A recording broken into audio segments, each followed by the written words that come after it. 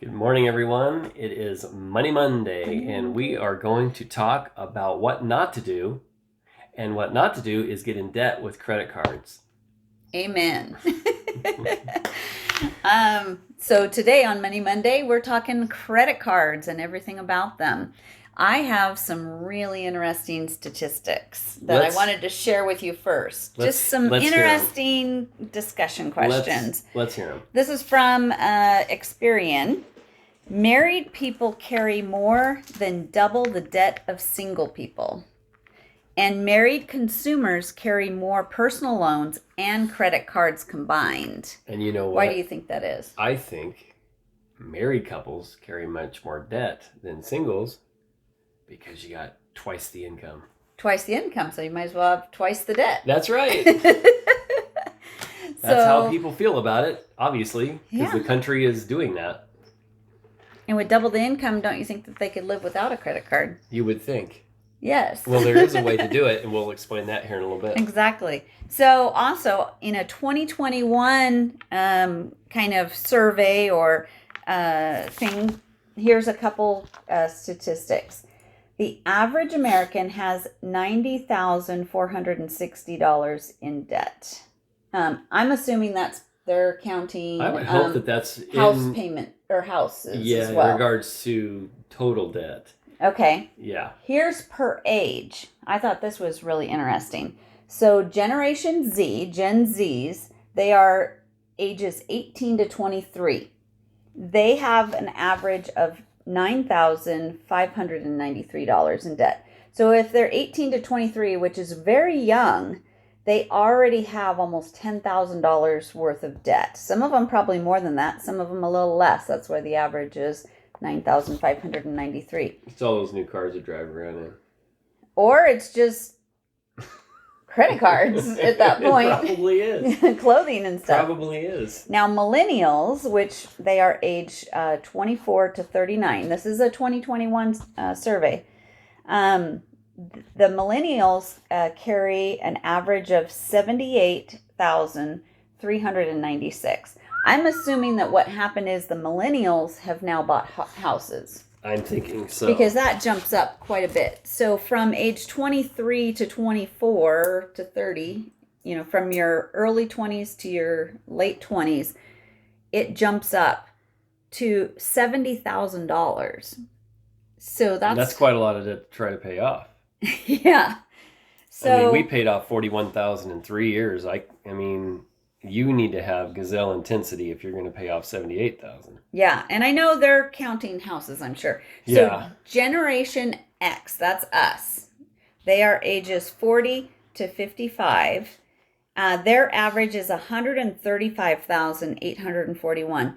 So really, the older you get, you should be paying off that house and paying off your debt, but we're going deeper in debt. And the baby boomers who are age 56 to 74, now they're right there at retirement. Well, and real quick too, the Generation X, the majority is going farther into debt. Krista and I are not going farther into debt. We're trying to do this the right way. Yeah.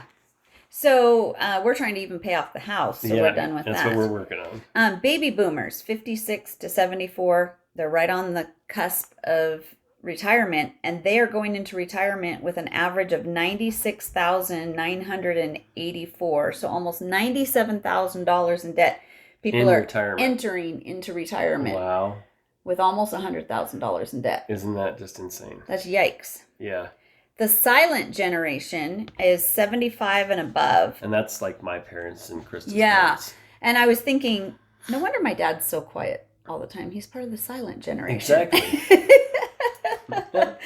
The silent generation, they have an average of $40,925, so almost $41,000. Better than $96,000. But gosh, to be at retirement or death, and well, don't rush everybody to the grave. No, it says and above, 75 and above. You're going basically to your retirement or your death with $40,000 in debt. Let's hope they have life insurance. Yeah, yikes. So I guess the kids are going to be paying that Not, off. unless they have life insurance. Oh my gosh. So that was like a really interesting. I got some really crazy statistics. I also had on another site, and this is Shift, March 2021. 80% of Americans have consumer debt. So 80%, there's only 20% of people out there that are debt free. And they're probably babies. You never know. I don't know. Americans have 14 trillion in debt collectively. Man, we've almost got as much as the national debt deficit. Not So quite, much. but still a lot. I mean, you're talking $14 trillion. Mm-hmm. Somebody's got a lot of RVs and boats and campers and second houses as rentals. Well, and sometimes, the saddest part about credit cards is a lot of times you've got that debt, you don't even know what it's for. At least, with the house or with a car, you're like, okay, I'm this much in debt. And here's the reason why. Yeah. But with a credit card, it might just be shopping for this or that or whatever. And you're like, I got this much debt. Where did we pile that up? It's Yeah. like, and here's a couple more statistics. Let's see. The average American household mortgage is $189,586. So almost 200,000. Let's see. People aged 45 to 54 have the greatest average debt when compared to other groups. That's our age group. We have the most debt. But they also earn the most money on average. So here's a little crazy thing. If you're at the age where you are making the most money that you ever have in your life, and you're kind of at that age, you need to pay that debt off so that you're at that prime point for getting out of debt and staying out of debt. Yep. And yet, the people who have the most money are the people with the most debt. Which makes sense because people typically spend beyond their means. Yeah. If they make $50,000 a year, they'll rack up credit cards to $60,000, $70,000, $80,000 a year and get strapped with minimum payments, massive minimum payments. They'll never pay their debt off because the minimum payment is just that. It's a minimum payment. It doesn't chisel anything down, doesn't do anything. It just keeps you there, which is a really bad situation to be in. So that makes sense. Yeah, but it's just really, really weird. You think, okay, yeah, you have to have debt when you can't afford to go get that car or go get, say, your fridge breaks down or whatever. I say that because our fridge is making noise over there. That's okay. But we have cash for it, but we're still being frugal and haven't That's even right. gone out and buy it. We're waiting till the last minute. Yep. And we're just too cheap. Yep. Anyway. Chris is going to make me get ice blocks and throw in the fridge just to keep food cold once it's totally dead. Hey, the insulation's still good in that That's thing.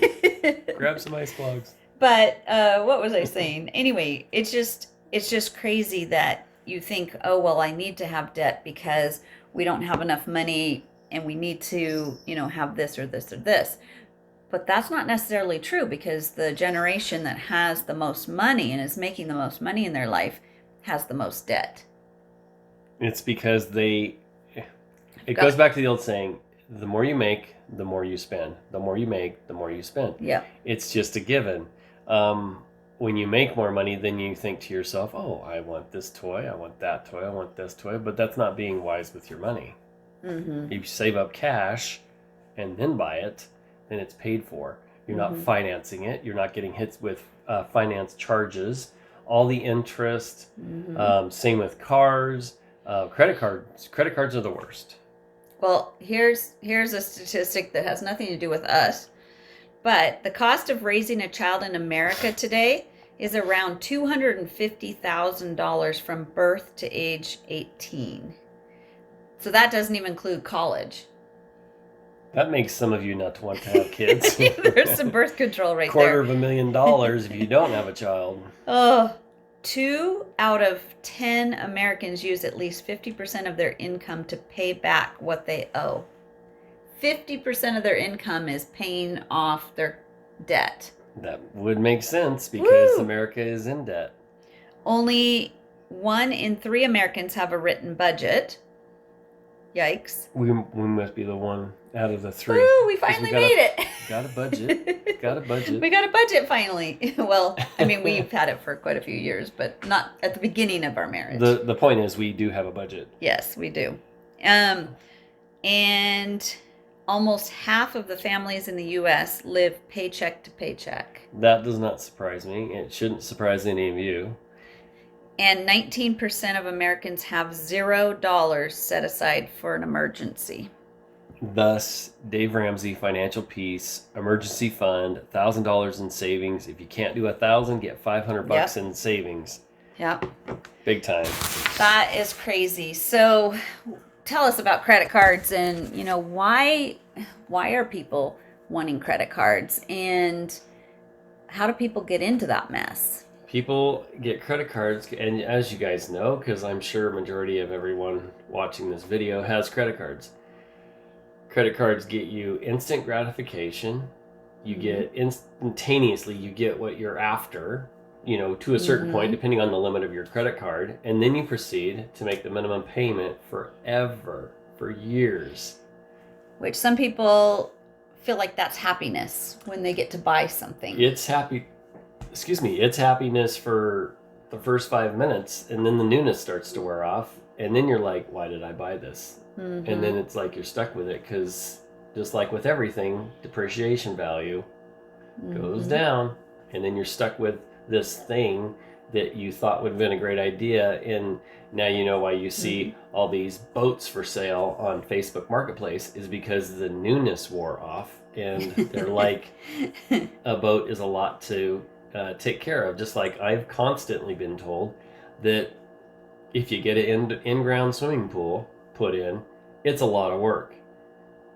And this came from people that used to have pools. So that's why I'm hesitant on even having a pool put in, is because of all the work it takes. So with that, before you buy a boat, think about the debt that it's going to cost you or put you in, and all of the upkeep and everything else. So that's just one of many things that people do. But I've got some other things here. Why credit cards are bad. Paying the minimum payment keeps you in debt, and the credit card companies fat and sassy. They're going to give you a minimum payment because then you are paying just the interest. You're constantly paying them the interest, and it will go on forever. What you should do is you should pay them off and close them. The myth of building your credit is just that. It's a myth. You don't need a FICO score. If you watch Dave Ramsey, if you listen to Dave Ramsey, you don't need to get in credit card debt. Credit card companies want you in debt, and that's why Americans have $14 trillion of debt because of credit cards. You know that, I know that, she knows that, everybody knows that. When you say, well, I'm building my credit, no, you're not. You're sinking farther and farther into debt. What you need to do is not live beyond your means. Yeah, you need to live within your means or below your means. You can cut corners everywhere that you see. I mean, you know that you don't need the best, absolute biggest package on cable to watch all this stuff, and then 90% of it is junk, and it doesn't even apply to you or what you want to watch. So you could actually cut that back. There's so many different ways that you can save money. Another thing that is a myth, and it was funny, I was reading online about these SkyMile companies and these credit card companies that were defending themselves against Dave Ramsey's thought process, because they don't like people talking trash about the credit card companies. Yeah, because it's going to make them lose money, which they don't have any of our money anymore, so I don't really care. Dave Ramsey says, I've never met a millionaire who said, I made all of my money with airline Sky Miles. Rich people don't fall for stupid credit card tricks, unquote. The only bonuses you'll get is in more debt. That's the only bonus that you're going to give or get from having the card with the Sky Miles, because you're going to save all this money, but theoretically you won't save all this money because you've just paid for your airplane ticket with all the interest. So think about that. And there's no such thing as a free lunch. You're getting served if you have credit card debt. So that's one thing about the airline miles and bonuses. They don't pay these big movie stars like Samuel L. Jackson and Jennifer Garner to talk about Capital One and to talk about all these Sky Miles and bonus points and all this garbage. They would, if they weren't making a ton of money, they wouldn't have money to pay them. Exactly. And you know, as well as I do, the movie stars, they're not doing these commercials for free. They're making millions because they're talking you into getting the card, making purchases, so you can pay for that movie star to do their commercial. Isn't that irony? Yeah. Yeah. And the other thing is the credit scores. The oh great almighty FICO, as Dave Ramsey puts it. Dave Ramsey is quoted by saying, a credit score is nothing but a I love debt score. I love debt. Like this. Get your little heart. I love debt score. The FICO score in debt goes on forever unless you change your thinking about money. Krista and I are out of debt other than our house payment. Our house payment is what we're currently working on, and I can't wait till that's gone, because then we'll be free and in the clear. Won't that be nice? Yep. Not having to worry about anything. Absolutely. Except for taxes. Always have taxes. Yeah. The two inevitable things you can't escape: death and taxes. Death and taxes. Yep. And it's a famous saying, but it's so true. And if you think that the credit card companies are so good and so wonderful for you and to you, and that they're your best friends, just try missing a payment. Just try missing a payment one time. See if your best friend comes knocking or calling or emailing, and then see how you feel about them then. Because that is going to be a wake-up call. You miss one payment. Suddenly they're your enemy. Yep. They go from so wonderful to so evil that fast. And so don't forget about that. You know, I think when we were, I was just thinking, you know, we had credit card debt. We grew up in the 80s, and everything was consumer this and consumer that. Our parents used credit cards left and right when they went places. That just seemed, I think right when we got married, they were like, you got to build your credit score. You're going to have to go get a store card, you know. Oh, yeah. Start off with JCPenney's card or a Sears card or Zody's or Kmart card or some card. Yep, so they all wanted us to go out and do that to start establishing. Well, what they did is they kind of got us into a really bad... Trained us how to be in debt. Yeah, and then the way that our minds worked back then is if we wanted something, we thought to ourselves, well, how much is the payment per month? Yep. Oh, it's only $26. We have room for $26. I can afford $26 a month, and then here goes the mess. You know, it's what starts it. Yeah, like we never thought about the debt as a whole. We thought about it as payments and putting it into the budget. So, like, if you could afford to squeeze one more payment in there, you can get something new and exciting. Yeah, back in high school, I mean, if we made, say, $500 a month back in high school, that was a ton of money because you got all these little payments. This is $18 a month. This is $25 a month. This is $30 a month. This is $18. And so you start writing checks for all these minimum payments, and you got all this stuff, and it's great and it's fine, but you got no money left Mhm. because you're making all these minimum payments. And then what happens when It was a terrible idea back in the 80s. the money you're getting, you lose that job, or you get sick, or, in Yep. your case, it was, when we were really young, you had a back injury. Yep. Suddenly you were out of work. And, suddenly. The creditors weren't so nice. So we've learned the hard way how bad credit cards are and how bad getting into debt is. Unfortunately, in the world we live in, it's kind of hard to have a home or a house without a payment. You can do it. You follow Dave Ramsey, and you can actually, if you held off and you did it his way, you could actually pay cash for your house. But a lot of times, in our cases, and I know a lot of your cases, you're like, well, I have kids and they're only little for this long, and I'd like to put them in a house instead of this, ghetto of apartment or something. So, we're not so Dave Ramsey, crazy that we're like, you have to pay cash for your home. There are things that you're going to have to go out. And at that point, you do have to have a good credit score. Right.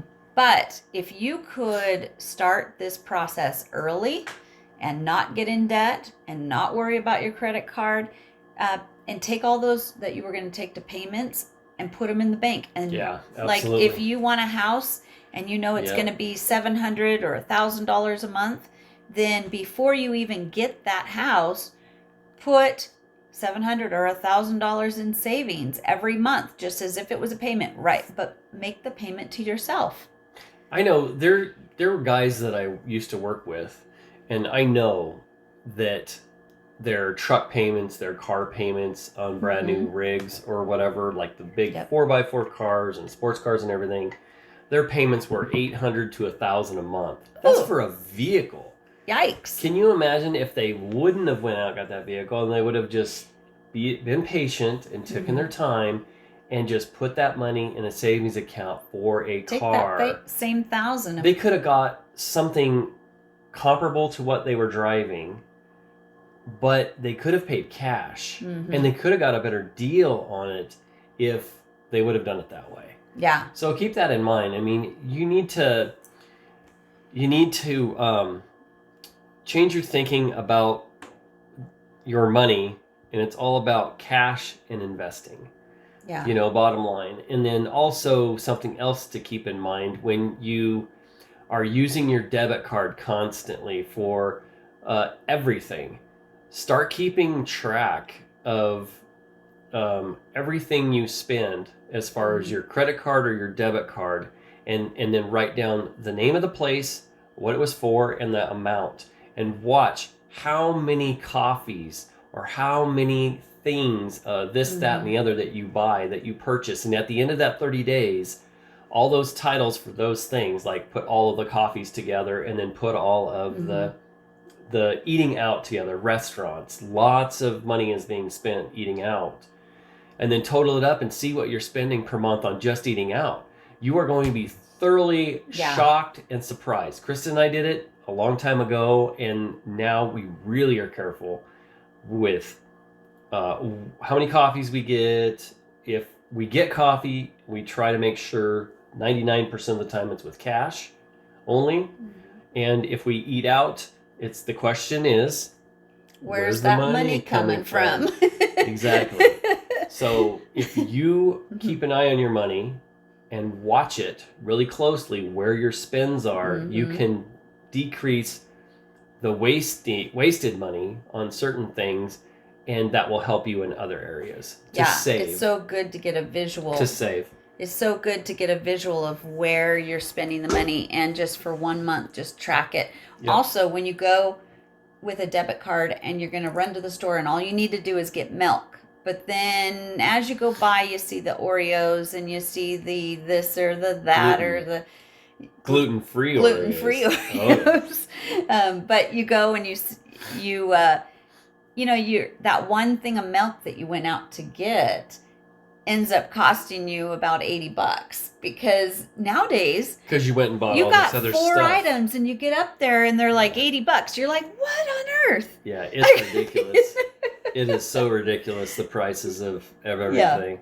So maybe even keep track of when you just run to the grocery store and use debit and you just meant to go get milk. Yep. Maybe try to make less trips to the grocery store. Yeah. Try to do one that you've got everything. And well, you could do a once over and you can Yeah. check, through your house and see what you really need and make sure you write it down on a list. That's why they call it a grocery shopping list.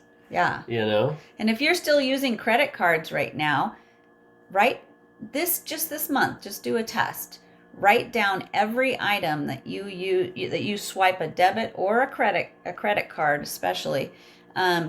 Make yourself a list. Yep. And see at the end of the month, say at the end of September, say, okay, what did I spend all this money on? And you're going to be shocked at the little things that just got past you. Yep. Because you don't feel, when you swipe a card, there's no emotional tie. There's no emotional tie because. But with cash, there is. Yep. But when you hand over cash, you feel it as it goes. Like so many times. Very painful. If I have $100 bill and somebody just needs me to pay like $5, I'm like, ooh, I can't break.